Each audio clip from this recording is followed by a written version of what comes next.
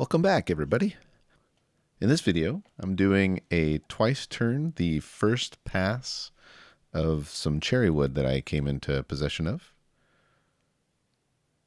Again, this is just the first pass. This isn't a finish pass. You'll notice that the wood at the end is rather thick. That's kind of the idea with twice turned, is you turn it green or wet, and then you let it sort of dry out. There's different methods to drying, but once it's dry, you can go back and finish it up and get your final piece out of it.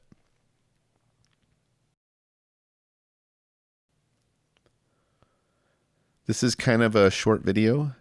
It's very sped up so that you can kind of get the gratification of the turning. But if you'd like to see the full video, I will definitely post it at a later date.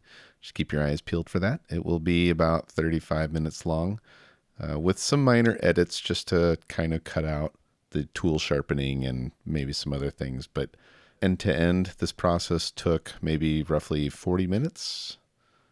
And that's for 2 bowls.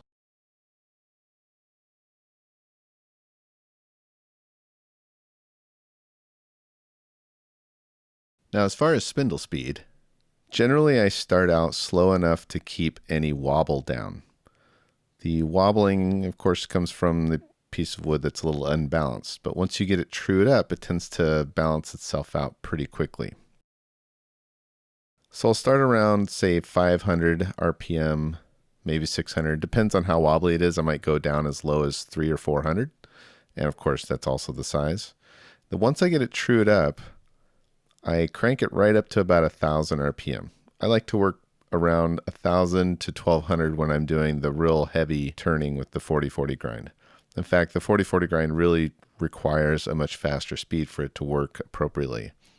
It is a little unnerving to have this huge piece of wood spinning at 1,000 RPM, but generally, as long as you have everything tight and secure inside and it's trued up, it seems to be okay. I've done at least 10 or 15 pieces twice turned like this now, and they're all kind of sitting in my basement drying.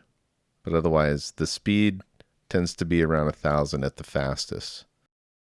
So if you watch the full-length video, you'll see me kind of speed up the spindle every once in a while, and that's as the piece slowly becomes balanced, I will turn it up and get faster speeds.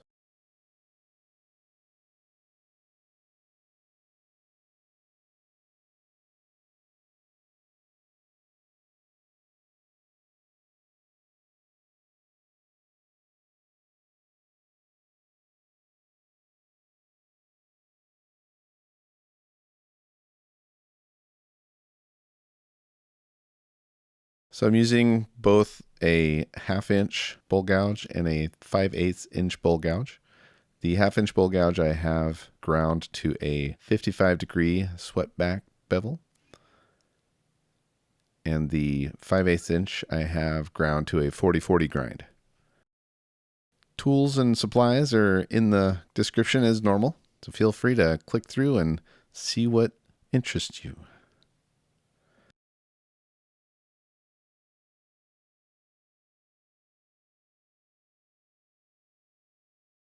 I'm learning a lot with the 40/40 grind. I have been able to figure out some technique. I've watched a few other people and have kind of just really gained a lot of insight into kind of how some of the techniques work with this particular grind. So the interesting part is that this process has gone very, very fast. Again, these bowls only took like 45 minutes.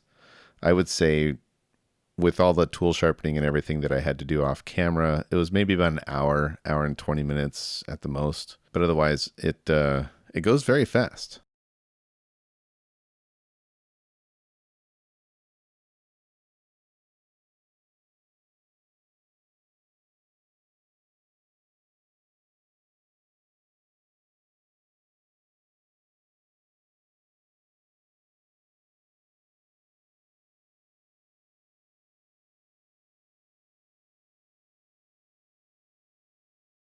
At the end of the turning, I take the bowl off and I put it into a paper bag with a lot of the shavings that came off from the turning. Now the shavings and the wood are both still slightly damp or wet, depending on how green the wood is.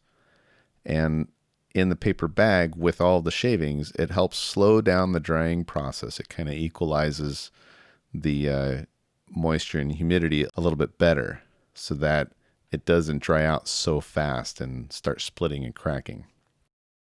After about 3 to 6 weeks, I'll pull them back out, give them one final look over and make sure that they're dry enough, and then I'll tear into them again and do final pieces. So later on, once some of these bowls are ready, I'll actually do some filming, and there'll be kind of a part 2 to this.